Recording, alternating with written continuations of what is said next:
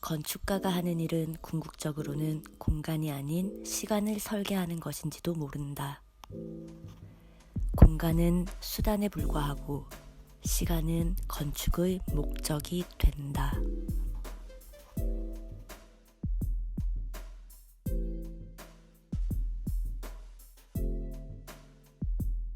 오늘은 파리의 중심, 시대섬에서 사라진 건축을 찾아 걸어보려 합니다.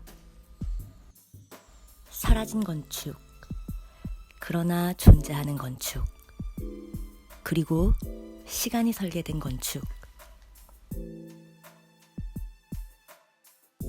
추방당한 파리의 순교자들.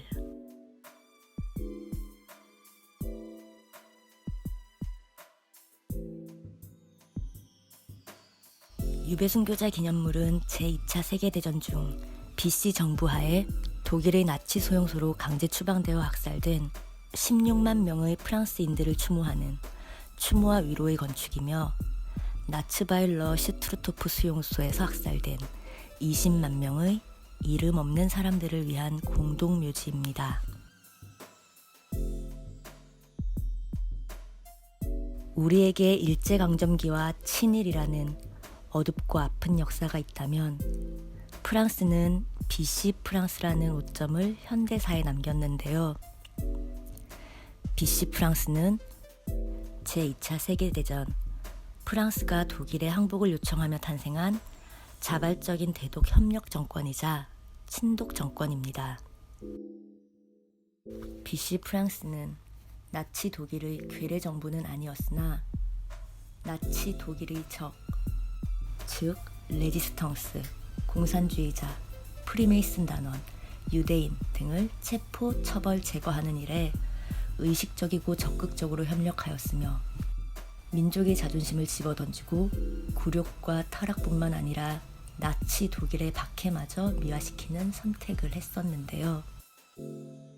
자유박탈을 정당화하기 위해 프랑스의 패배를 악용한 투항주의자들, 프랑스 국민을 악의 길로 이끈 BC 정부의 고위 공직자들과 추종자들, 나치의 승리를 물심양면으로 협력한 대독 협력자들에 대한 처형과 처벌은 1944년 8월 25일 파리 해방 이후 지금까지도 대대적으로 진행되고 있으며 프랑스의 과거사 청산에 대한 노력은 꾸준히 계속되고 있습니다. 프랑스 건축가 앙리 펑기숭은 건축물을 풍경 속에 숨기는 방식으로 유배 순교자 기념물을 설계하였습니다. 건축 역사 평론가들에 의하면 사라진 건축은 윤리와 도덕성의 사라짐, 즉 BC 프랑스에서 전멸되었던 프랑스의 가치들을 상징하는 것이라 전합니다. 시대섬에서 노트르담 대성당 뒤편으로 내어진 길을 따라 몇 발자국 걷다 보면 사람의 키를 가볍게 놓는 높이의 철담과 문을 마주하게 됩니다. 경계를 명확히 하려는 듯 이어지는 긴 담에는 Mémorial des martyrs de la déportation. 이라 적힌 동판이 보입니다. 유배 순교자 기념물 건축이 시작되는 지점입니다. 입구를 통과하여 담을 지나도 여전히 건축은 보이지 않습니다. 작은 공원과 파리의 풍경들이 고요히 우리를 맞이합니다. 건축의 자리를 대신하는 풍경의 한켠에서 사람이 겨우 지날 정도로 폭이 좁고 가파른 계단을 만나볼 수 있습니다. 계단을 한 걸음 한 걸음 내려갈 때마다 주변의 풍경은 거친 콘크리트 벽으로 서서히 가려집니다.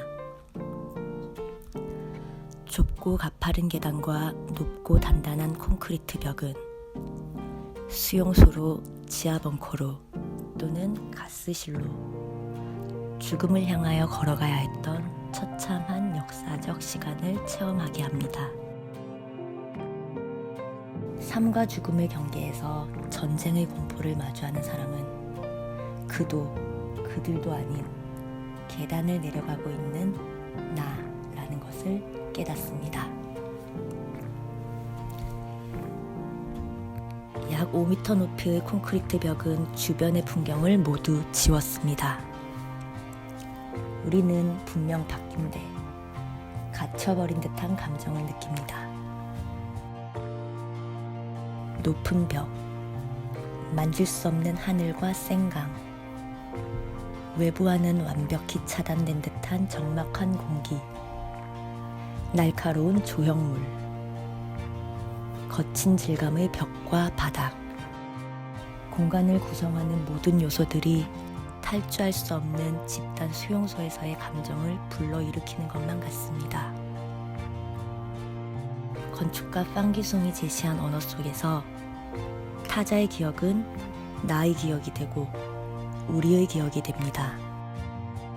희생자들이 겪었던 고통과 아픔의 시간을 온전히 전달받는다는 것은 불가능할 테입니다. 그러나 서로 연결점이 없던 타자들이 추모 건축을 통하여 공동의 기억으로 엮이는 과정 속에서 고통과 아픔의 역사 속에 존재하던 그들은 우리 마음 안에 잠시나마 존재하게 됩니다. 드디어 사라진 건축. 거대한 두 개의 시멘트 블록 사이 어둠이 진한 곳으로 들어갑니다. 육중한 시멘트 블록은 무거운 무게를 지탱하며 아슬하게 떠있는 모습입니다. 희생자들이 견뎌야 했던 고통과 아픔은 아마 저 거대한 시멘트 블록보다 무거웠을 테지요. 전쟁과 죽음의 시간, 20만 명의 이름 없는 사람들의 무덤, 16만 명의 학살된 프랑스인들의 기록을 만나봅니다. 기념 공간은 두 개의 층으로 이루어져 있습니다. 첫 번째 층에선 나츠바일러 슈트로트프 수용소 수감자들의 무덤과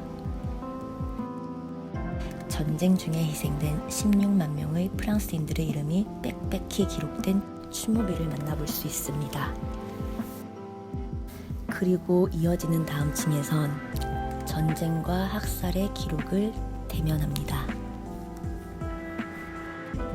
수전 손택은 저서 타인의 고통에서 우리가 분쟁 지역의 사진을 보면서 전쟁을 이해한다고 착각한다는 점을 지적하며 그들의 고통을 일종의 스펙터클로 소비하고 있지는 않은지 질문합니다.